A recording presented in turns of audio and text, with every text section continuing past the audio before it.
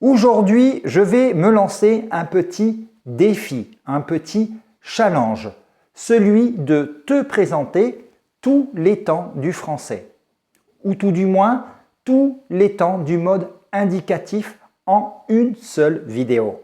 Salut, je m'appelle Jordi, je suis professeur de français, créateur de Le French Club, le club de français 100% en ligne. Et voici la vidéo qui te présente tous les temps du français. C'est parti!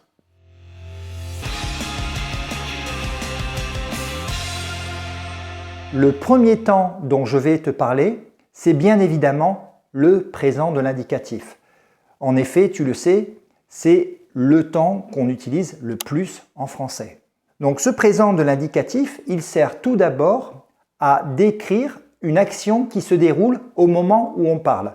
Par exemple, si je dois répondre à la question « Où est Jean ?», je peux répondre « Il joue au tennis », ce qui sous-entend qu'il joue au tennis maintenant, actuellement. Ce présent sert également à décrire des choses générales, à décrire des vérités. Par exemple, si je dis « La France partage une frontière avec l'Espagne ». C'est une chose générale. C'était vrai dans le passé, c'est vrai actuellement et ça sera probablement vrai dans le futur.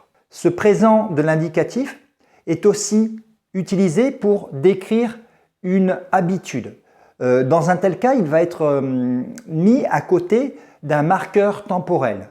Par exemple, Isabelle fait de la natation tous les mercredis et les samedis. D'accord ? Donc ici, le verbe qui est au présent, c'est le verbe faire. Et le marqueur temporel, c'est tous les mercredis et samedis. Autre exemple, Caroline se lève généralement à 6 heures. Le marqueur temporel ici, c'est généralement et le verbe se lever est également conjugué au présent. D'une façon informelle, on peut également utiliser le présent pour exprimer un futur qui semble certain. Et dans un tel cas aussi, on va utiliser un marqueur temporel. Par exemple, le train part dans 1 heure. Okay ?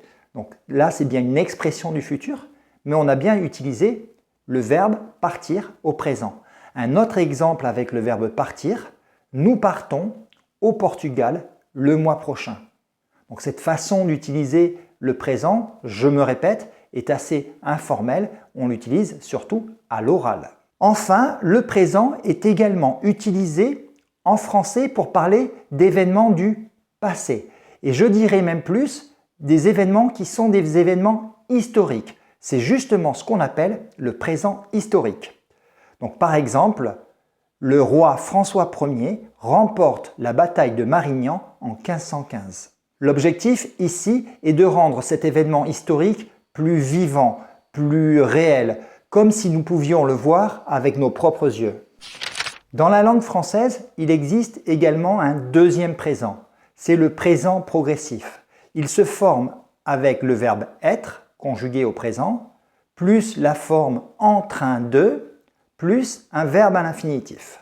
Ce présent progressif sert à insister sur le fait que l'action se déroule au moment même où l'on parle.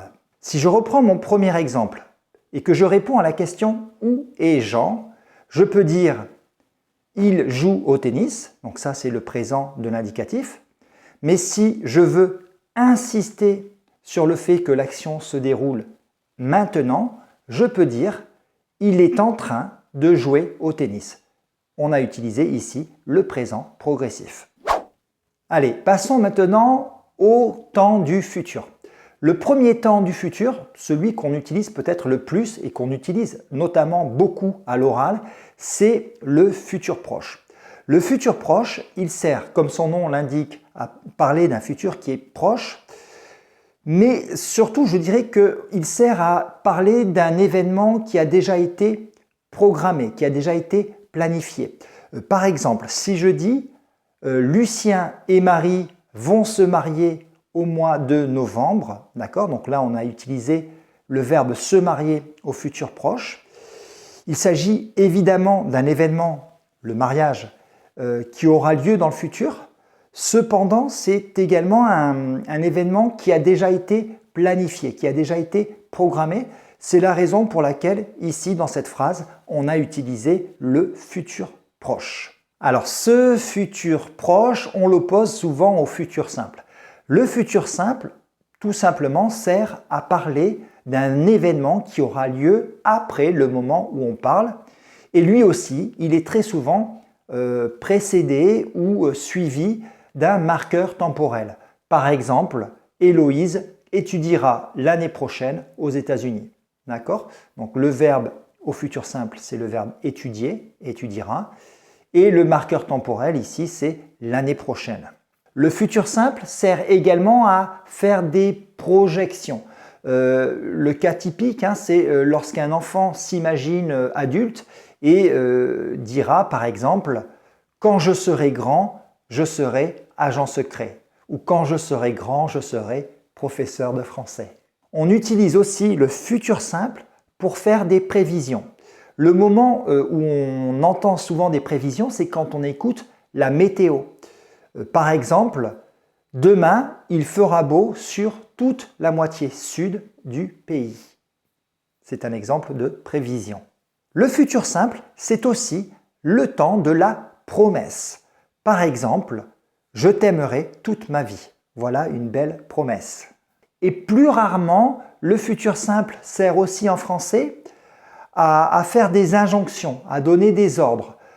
Par exemple, on peut imaginer un entraîneur d'une équipe de sport, de football ou de rugby, qui va dire à son équipe « Vous ferez 3 fois le tour du stade ».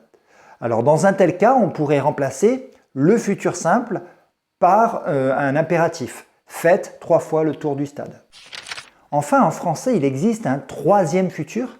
C'est le futur qu'on appelle imminent, ce qui signifie un futur très très proche. On le forme avec le verbe être au présent, la structure sur le point de, plus un verbe à l'infinitif. Et on utilise ce futur imminent pour parler d'une action, d'un événement qui aura lieu immédiatement après le moment où on parle. Tout de suite après le moment où on parle.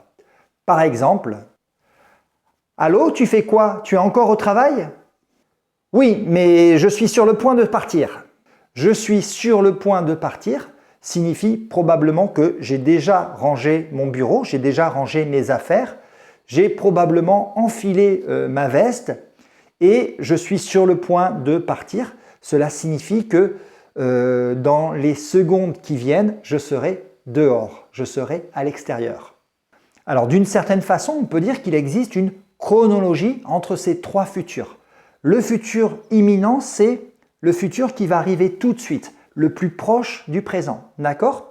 Le futur simple et le plus éloigné, si je dois parler par exemple d'un événement qui aura lieu dans 10 ans, j'utiliserai évidemment le futur simple. Je ne pourrai pas utiliser un autre futur. Et le futur proche est intermédiaire, il se situe quelque part entre le futur imminent et le futur simple. Alors bien évidemment, dans cette vidéo, je ne te montre pas à chaque fois comment on conjugue chaque verbe à chaque temps parce que sinon la vidéo durerait des heures et tu partirais très vite. En revanche, si tu fais partie de ces élèves qui veulent aller toujours plus loin, sache que j'ai fait un cours sur le club de français en ligne qui s'appelle « Parler du futur ». Et là, en effet, alors quand je dis un cours, c'est 6 leçons, d'accord? 6 leçons, 6 vidéos où j'explique tous les temps du futur avec les verbes réguliers, les verbes irréguliers. Donc tu as des vidéos, des PDF à télécharger, des activités interactives à faire. C'est vraiment quelque chose de très complet. Donc j'ai fait ça pour les temps du futur et je projette de faire ça pour les temps du passé. Alors pourquoi je te dis ça? Tout simplement parce qu'en devenant membre du club de français en ligne, tu n'auras pas seulement accès à un cours, mais tu auras accès à la totalité des cours de la plateforme. Donc si ça t'intéresse, je te mets le lien dans la description de cette vidéo. Et justement, les temps du passé, on y arrive. Alors le premier temps dont je vais te parler, c'est l'imparfait. Il y a 3 choses que tu dois retenir sur l'imparfait. La première chose, c'est qu'on utilise l'imparfait pour parler de situation du passé, pour parler de réalité du passé, c'est-à-dire des choses qui étaient réelles autrefois, mais qui ne le sont plus aujourd'hui.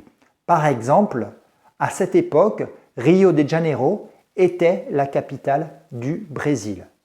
Et aujourd'hui, tu le sais, la capitale du Brésil n'est plus Rio de Janeiro, mais c'est Brasilia. Donc c'était vrai avant, mais ça ne l'est plus maintenant. C'est pourquoi j'ai utilisé l'imparfait. Deuxièmement, l'imparfait sert à évoquer des faits qui se sont répétés dans le passé. C'est-à-dire, ce sont des habitudes du passé.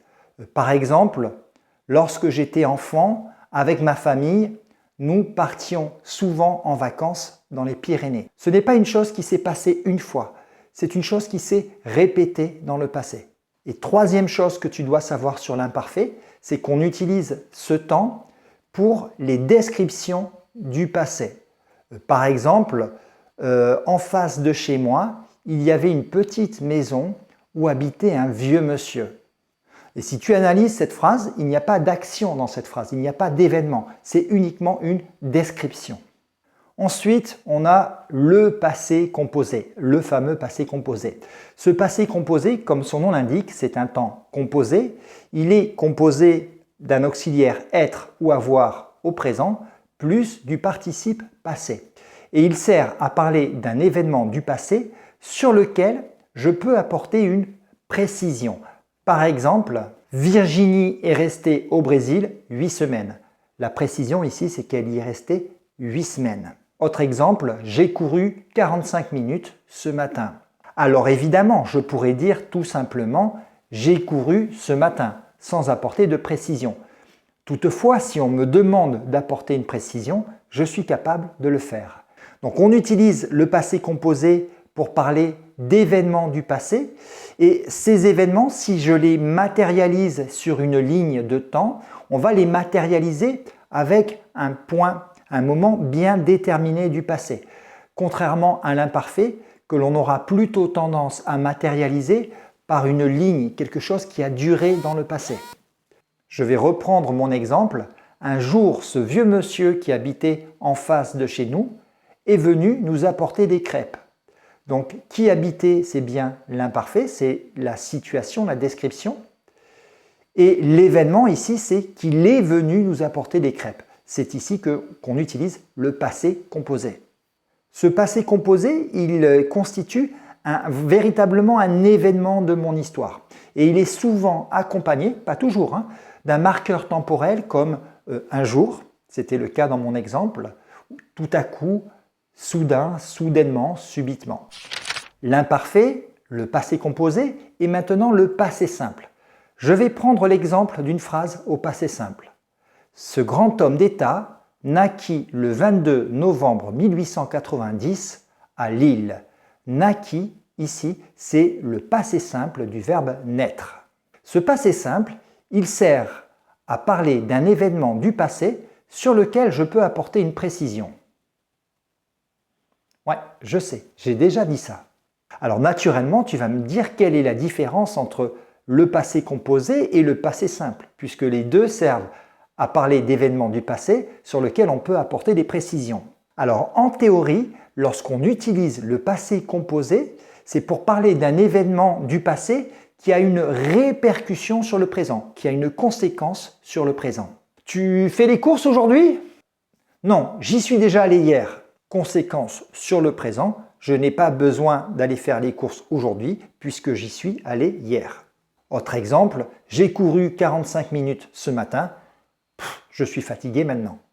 Bon, tout ça, c'est de la théorie parce que dans un français courant, le passé composé, c'est très largement imposé et on n'utilise presque jamais le passé simple. En fait, on utilise le passé simple surtout à l'écrit, dans la littérature, pour parler d'une biographie ou dans certains journaux. Donc on utilise surtout le passé simple à l'écrit et on utilise surtout le passé simple aux troisième personne. Du singulier, il, elle, ou du pluriel, il, elle avec un S. Alors pour terminer, pense qu'avec le passé simple, il y a toujours une distance entre le narrateur, celui qui raconte l'histoire, et l'événement qui est raconté. Donc en principe, on n'utilisera jamais le passé simple pour parler d'une expérience personnelle. Laisse-moi te parler maintenant du passé récent. Ce passé récent, il se forme avec le verbe venir au présent, plus de, plus un verbe à l'infinitif. Ce passé récent, c'est un peu l'équivalent du futur imminent au passé, c'est-à-dire l'événement du passé qui est le plus proche du présent. Et on l'utilise pour souligner le fait que l'événement s'est terminé il y a quelques secondes, il y a quelques temps seulement. Allô, est-ce que je pourrais parler à monsieur Lambert, s'il vous plaît? Ah, désolé monsieur, mais monsieur Lambert vient de partir.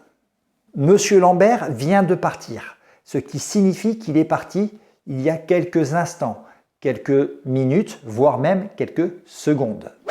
Donc on a vu les temps du présent, on a vu les temps du futur et on a vu les temps du passé. Mais je n'en ai pas terminé parce qu'il reste 3 temps composés qui servent à exprimer des antériorités. Le premier, c'est le plus que parfait. Ce plus que parfait, il se forme à partir de l'auxiliaire être ou avoir à l'imparfait plus un participe passé. Il sert à parler d'une action, d'un événement qui a eu lieu avant un autre événement qui est déjà au passé. Alors d'une certaine façon, on peut dire que le plus que parfait est un passé du passé. Par exemple, ce jour-là, Vincent portait le t-shirt qu'on lui avait offert la veille. Donc si je matérialise cette phrase sur une ligne de temps, Vincent portait le t-shirt, c'est bien une situation du passé qui est ici à l'imparfait. Et qu'on lui avait offert la veille, c'est un événement qui est antérieur, c'est-à-dire qui s'est passé avant cette situation du passé. Et c'est pourquoi ici, on a utilisé un plus que parfait. Ensuite, on a un autre temps composé en français qui exprime une antériorité au passé, c'est-à-dire un autre passé du passé. C'est le passé antérieur. Alors la différence entre le passé antérieur et le plus que parfait, c'est que au plus que parfait, l'auxiliaire être ou avoir est conjugué à l'imparfait, alors qu'avec le passé antérieur, cet auxiliaire être ou avoir est conjugué au passé simple. Puis on va le faire suivre d'un participe passé. Alors par exemple, dès qu'elle eut refermé la porte, le téléphone sonna. Alors je vais passer assez rapidement sur ce passé antérieur, tout simplement parce que comme pour le passé simple, il s'agit là d'un temps qui est plutôt littéraire, qu'on utilise dans la littérature. Dans un français courant, on remplacerait ce passé antérieur par un plus que parfait, tout simplement. Dès qu'elle avait refermé la porte, le téléphone a sonné. Allez, le dernier temps dont je vais te parler dans cette vidéo, c'est le futur antérieur. Comme son nom l'indique, il exprime une antériorité au futur. Il se forme avec l'auxiliaire être ou avoir au futur simple et il est suivi d'un participe passé. D'une certaine façon, si je dis que le plus que parfait, c'est le passé du passé, eh bien dans ce cas-là, je pourrais dire que le futur antérieur, c'est le passé du futur. Pour être plus précis, le futur antérieur est toujours situé entre le présent et un autre événement du futur qui est plus lointain. Ce qui signifie que ce futur antérieur fonctionne toujours avec un autre verbe au futur et il fonctionne souvent avec un marqueur temporel comme quand, après que, une fois que, aussitôt que, dès que. Par exemple, tu pourras regarder la télévision une fois que tu auras terminé tes devoirs. Et encore une fois, si j'analyse cette phrase sur une ligne de temps, je réalise que tu auras terminé tes devoirs, qui est ici au futur antérieur, et bien antérieur à tu regarderas la télévision, qui est plus éloigné dans le futur. Alors ce que je vais faire, tous ces schémas, toutes ces lignes de temps, je vais les mettre sur un PDF et je vais te mettre dans la description de cette vidéo le lien vers le PDF pour que tu puisses garder ces schémas avec toi. Donc ça, c'est pour toi. Avant de partir, je tiens vraiment, et c'est vrai que je ne l'ai pas fait ces derniers temps et je tiens vraiment à le faire dans cette vidéo, remercier chaleureusement, alors j'ai la liste ici, Michael Foster, Octavio, Julie Brown, Hélène, Leonardo, Estevam, Rute, Wang Jingtan et d'autres, j'ai peut-être oublié certains noms, qui ont apporté leur contribution en cliquant sur le petit logo, le petit cœur qui se trouve en bas à droite, si mes souvenirs sont bons, donc c'est ici. Et grâce à ces dons, eh bien, ils m'aident tout simplement à me proposer plus de contenu pédagogique ouvert à tous. Donc c'est vraiment un geste qu'ils font pour la planète. Si tu veux faire comme eux, eh bien, je t'invite à faire la même chose. C'est bientôt la période de Noël. Sinon, c'est pas très grave. Tu peux déjà m'aider en mettant un énorme like à cette vidéo, en la partageant autour de toi. Peut-être que tu apprends le français dans un institut français, dans une alliance française, ou je ne sais où, et tu peux partager avec tes camarades mes vidéos. Ça sera déjà énorme. Je te remercie, je te dis au revoir et puis à très bientôt sur la chaîne Le French Club, la chaîne du club de français 100% en ligne. À très bientôt.